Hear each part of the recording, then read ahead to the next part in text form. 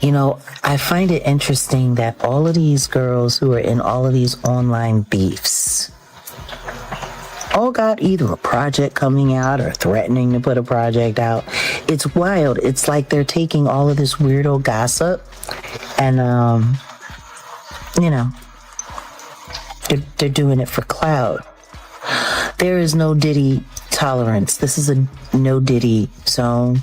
So anybody that says anything that's pro Diddy, yeah, fine. Yeah, we don't get no fucks about the diddler. Landmark worldwide indeed. Now, what did Claressa do? She decided to become a part of a farce that is destroying what that she ran from and is still running from. White girl, you plant. You ain't nothing but a plant. And I'm gonna prove it. And that's why you with Pep. Because he's a plant. I'm about to bust you open. See, I figure I'm going to give you something relevant to go back and forth about so you can mind your business and stay out of this family that's being ripped to shreds by the media. The moment Jaguar Wright went live, the narrative shifted completely. This wasn't casual gossip. It was a full-on, unfiltered accusation delivered with intensity. Facing the camera directly, she claimed that what people saw wasn't love, loyalty, or true achievement. It was calculated. According to Jaguar, ClaressaShields isn't just a boxer. She's a carefully crafted product, shaped and guarded by branding, curated moments, and public perception, presented as untouchable while every detail is strategically controlled. You got a fight coming up. Handpicked. Funny. It's not the fight you should be fighting, is it? There's a rematch you've been running from for years. You want to call yourself the greatest woman? Jaguar didn't hold back, challenging the myth of ClaressaShields' rise and questioning the so-called GOAT status. She highlighted how some fights never happen, some doors remain closed, and some risks are avoided, framing it all as a performance where the audience applauds without seeing the backstage reality. Then she shifted to Papoose, turning the focus to power, money, and control. She described their relationship as calculated, two people navigating the spotlight for survival. At the center, she noted a family left fractured and a woman abandoned while the industry stayed silent. Jaguar called it out, insisting this wasn't entertainment, it was exploitation. Just the two of us? And whoever he's reporting to, because I'm telling you now, after this relationship farce business with you, trying to transfer the Black Love brand to you and him, he's your handler, girl. Wake up! Jaguar didn't mince words. This was never about romance. It was business. From the moment she went live, it was clear she wasn't posting for clout. She called out the system behind ClaressaShields' rise, saying what most won't touch: the polished image, selective fights, and controlled narrative that hide flaws while spotlighting victories. She wasn't denying Shields' talent, but questioned the path, the protection, and the doors that always opened for her. To Jaguar, it wasn't just boxing, it was branding masquerading as legacy. Her critique of the GOAT label hit hard, asking how greatness can feel so tightly curated and manufactured. But that's okay, because every time you get punched in the head and you get a little slower, that's great for Papoose. Because now he don't have to explain to you how he's robbing you. He can just do it and notice that you'll just be sitting there, just the two of us, and he be gone with the damn money. You better watch your pocket. When Jaguar Wright went live, everything shifted. This wasn't casual gossip, a clout-chasing rant, or commentary meant to be scrolled past. It was precise, raw, and direct, striking at the heart of a story most people were told not to question. Jaguar didn't ease in. She skipped pleasantries, looked straight into the camera, and called out what most wouldn't even whisper: the polished image, the curated victories, the system running behind the scenes. According to her, What people saw when they looked at ClaressaShields wasn't just raw talent or hard-earned success, it was a finished product, carefully shaped and protected by branding, controlled moments, and selective exposure.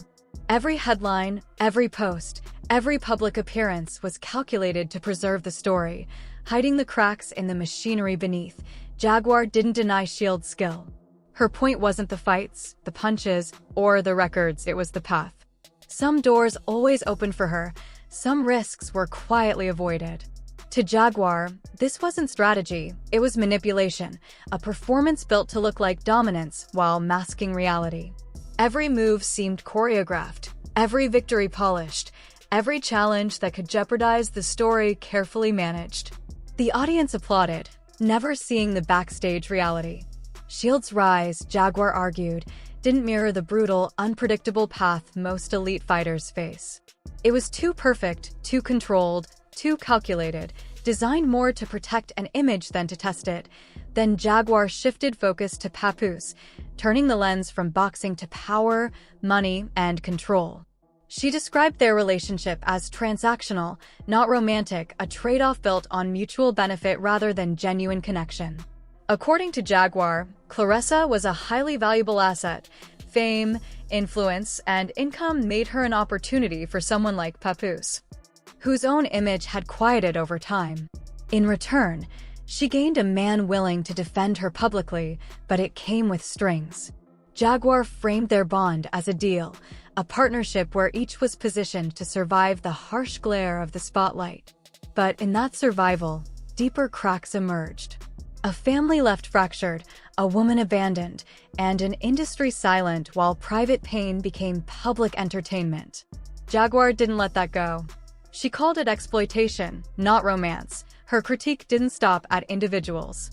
She attacked the system itself, exposing a cycle where stars are built in boardrooms, not in rings. Fame, Jaguar argued, becomes a product. Every punch, every fight, every endorsement, every sponsorship a tool to maintain control.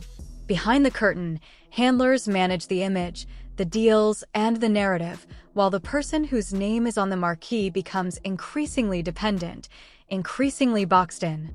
Jaguar called this operational control, the kind that decides what someone says, where they appear, and who profits, often at the expense of the individual.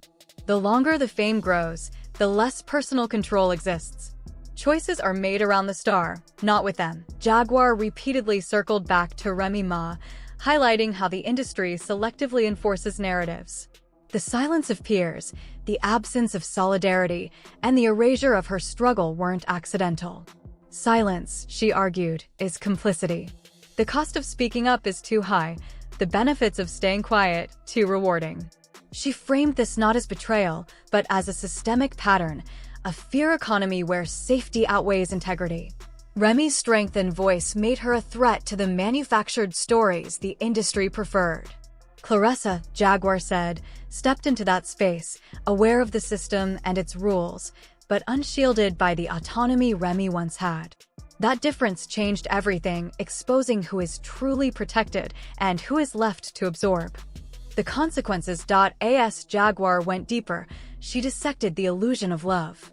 Public displays, rehearsed appearances, and synchronized outfits weren't signs of connection. They were a parody, a carefully staged performance where neither party could breathe, let alone be authentic. Two people reflecting each other instead of balancing, orbiting a shared image until identity blurred. Romance became camouflage for commerce, emotional labor became branding, and affection covered financial control. According to Jaguar, the person losing power is always the last to realize it. Fame and public adoration distract from the mechanisms stripping away autonomy. This is why Claressa appears distant from boxing now, why her image is curated for endorsements rather than competition, why survival often seems more urgent than legacy. Jaguar detailed how this control operates quietly over time. Guidance becomes advice, advice becomes management, management becomes direction, and direction stops asking and starts commanding. The longer it goes, the more it exploits. Every punch, every endorsement, every carefully curated opportunity contributes to dependency, and dependency is the most profitable setup of all. Jaguar stressed that the extraction isn't abrupt. It's incremental, hidden behind applause, headlines, and the illusion of personal advancement. Once income rises, once deals pour in, the balance of power shifts to those managing the process. The individual performing becomes secondary to the machine running their career. This is how exploitation thrives under the guise of opportunity. Jaguar also pointed to Papoose's role, not as a partner in equality, but as a gatekeeper. He was positioned close enough to benefit, distant enough to avoid accountability. He controlled what Claressa heard, what she saw, and how she interpreted the world around her. Red flags were dismissed as jealousy, genuine concerns reframed as hate. Through comfort, reassurance, and selective isolation, he maintained operational control without overt force. Jaguar described this as the quiet, insidious method of dominance, the illusion of safety masking real restriction. She argued this was reinforced by silence, by peers, the audience, and the industry watching but refusing to intervene. The slow decay of control, Jaguar warned, is inevitable. Deals under pressure don't age gracefully. Once benefits fade, shields disappear. And when the narrative cracks, the illusion collapses. It isn't a single explosive moment, but a gradual unveiling. Unreturned calls, unkept promises, PR replacing accountability. The quiet exit of those who once managed the facade. The person who trusted most is left holding the fallout. Silence, she said, is never neutral. It's complicity. Those who watched and said nothing are part of the system perpetuating exploitation. The industry thrives on confusion because it delays accountability and keeps people busy debating personalities while power structures remain untouched. Chaos, she argued, is a feature, not a bug. Jaguar returned repeatedly to the structural nature of the problem. This wasn't about boxing or hip-hop, nor about love or loyalty. It was about use, who is being used, who is doing the using, and who profits while others suffer. She framed fame, money, and opportunity as double-edged, elevating some while quietly diminishing autonomy, privacy, and well-being. Once someone becomes more valuable as an image than as a person, their health, choices, and safety are no longer priorities. This, Jaguar said, is the slow, systemic extraction the industry relies on, turning stars into products until they're no longer useful. Love, she emphasized, doesn't require handlers, legacy doesn't require protection from competition, and truth can't survive in rooms where silence is paid for. In closing, Jaguar painted a picture of inevitability. The narrative that holds the story together cannot withstand pressure forever. When deals fall apart, truth leaks slowly, publicly, and permanently. No amount of rebranding can restore it. The slow unraveling leaves fallout in the hands of those least equipped to manage it, while the people who engineered the facade walk away untouched. This is why stories like this aren't chaotic, they're consequential. The betrayals are structural, the lessons systemic. Trust the wrong circle, believe the performance, and someone else benefits while the one performing remains exposed. The pretending, the erasing, the collective amnesia, this is the real tragedy. It isn't fame or money, it's time, energy, and emotional investment spent on illusions. Jaguar's live ended with a warning. Don't let the story vanish under the next headline. Don't let carefully constructed narratives hide the truth. Question what you're told to celebrate. Decide for yourself who is being used, who is complicit, and who benefits when silence outweighs action. The patterns she mapped weren't hypothetical, they were happening now, quietly and systematically. This is what happens when control outweighs integrity, when loyalty is monetized, and when silence is mistaken for complicity. By the end, Jaguar Wright had dismantled the facade piece by piece. Not with leaks or screenshots, but with observation, consistency, and precision. She framed the story around operational power, structural exploitation, and public illusion. Her point was clear: the relationships, the image, and the industry's patterns aren't accidents. They're designed to benefit those who manage the narrative while leaving the rest exposed. When the spotlight shifts, the damage doesn't disappear, it lingers, slow and irreversible. This was her message: pay attention, question what's curated, and recognize that fame, power, and love can all be commodified. And when the curtain finally falls, only those aware of the system's rules will understand the cost of being played, used, and silenced.